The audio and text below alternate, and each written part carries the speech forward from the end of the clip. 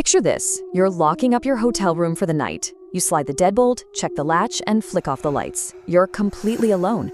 Or at least you think you are. But what if you aren't? What if, right as you're settling into bed, you get that creeping realization that someone or something is already inside that room with you? Welcome to this explainer. I am so glad you're joining us because today we are unpacking 5 absolutely terrifying, escalating case files of haunted hotels. Just a quick heads up before we dive in. Some of the lore we'll be discussing today touches on sensitive themes, including violence involving children. So we're going to look at impossible architecture, horrifying apparitions, and lingering spirits from guests who checked in, but very nearly didn't check out. All right, let's jump straight into case number 1, room 123 at Circus Circus. Let's set the scene down in Las Vegas. A boy named Daniel and his dad just checked in, fully expecting all that classic circus magic. But the second they stepped out of the elevator onto their floor, they felt this incredibly strange, heavy energy in the air. So they get to room 123, open the door, and just freeze in their tracks. The room is completely destroyed. We're talking overturned furniture, clothes thrown everywhere, literally like a tornado had just ripped through the place. Terrified, they run off to grab a housekeeper. But get this, when they come back and push that door open again, the room is spotless, perfectly normal. Every single thing is back in its place.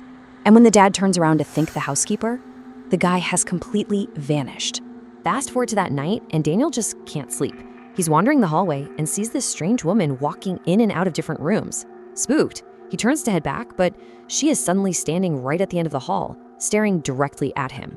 She has these bright, piercing red eyes, messy hair, and a truly horrifying face.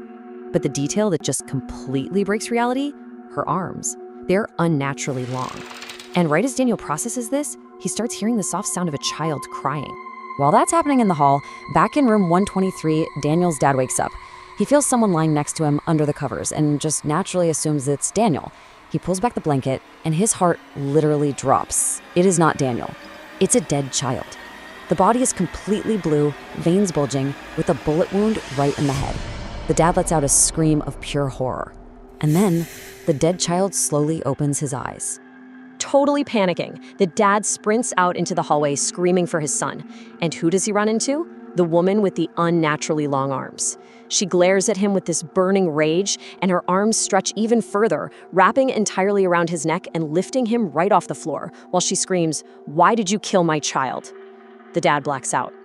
The next morning, hotel staff actually had to break down the door to find them both unconscious. The tragic backstory here: years ago, a circus performer who wore a long-armed costume lived in room 123 with her young son, and they were murdered by criminals after a show.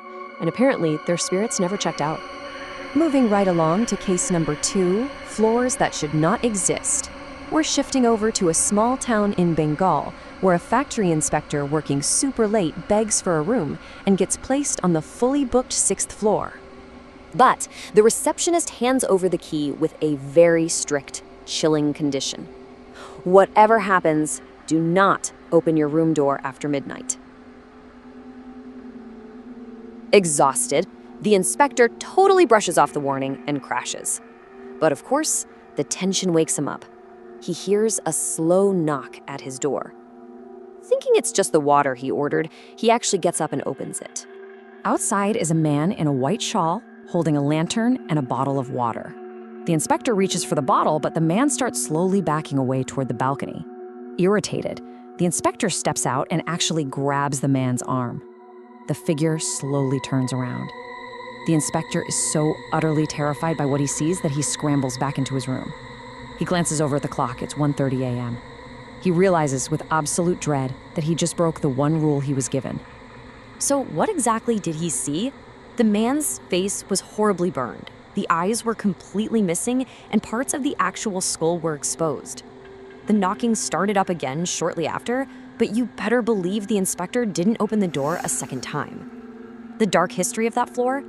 Years earlier, a man had burned himself alive right there after midnight. Guests have been seeing him ever since, and some have even died mysteriously falling from that exact balcony. Let's switch gears and look at the terrifying sequence experienced by Ron, a marketing exec at an old roadside hotel. He steps into the elevator to head to room 303.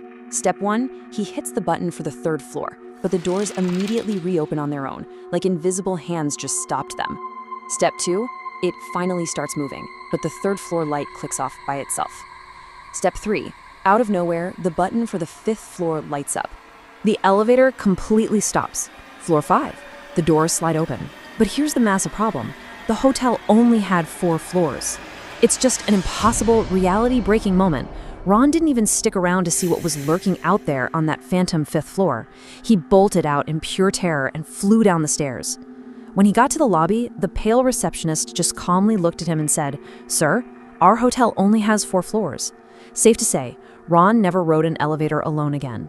Next up, case number 3, the nightmare at Hotel Havoc. We're going to Mussoorie in 2015. A guy named Ashish and his friends decide to break into an abandoned property that's rumored to be haunted. It's 2 a.m. and the atmosphere in there is just suffocating. Almost immediately, their cell phones lose all signal, completely dead. And then panic sets in. One of their friends, Neha, literally just vanishes. The whole group is thrown into frantic suspense. I mean, where did she go?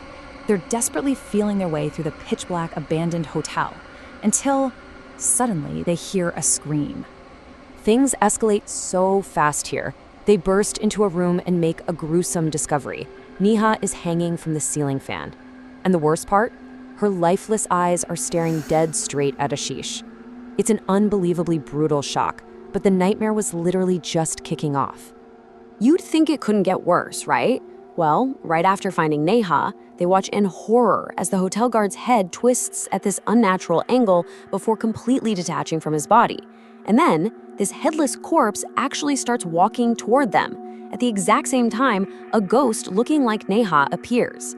Ashish throws his lighter at it, but it goes right through her. Then, the figure morphs into the ghostly British widow herself, her long arms stretching out for the group as they absolutely scramble for their lives. 3. That is the grim survival rate of that night. Out of the 5 friends who walked into Hotel Havoc, only 3 made it out alive by literally smashing through a broken window to escape. The trauma was so immense that Ashish moved to the US shortly after, and he is way too terrified to ever step foot in India again. All right, bringing us to our final nightmare, Hotel Soulful's dead staff.